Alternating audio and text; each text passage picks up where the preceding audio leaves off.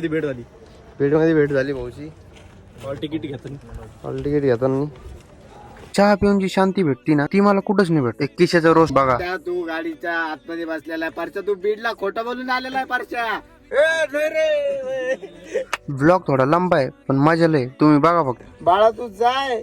बाळा बाप रात रातभर शेतात कष्ट करतोय. बाळा बाळा केळीचे घडा आलेले बाळा. बाळा ते मोठ्या बाळा तुझा बाप ड्रायव्हर की करतो रे बाळा गव्हर्नमेंटची.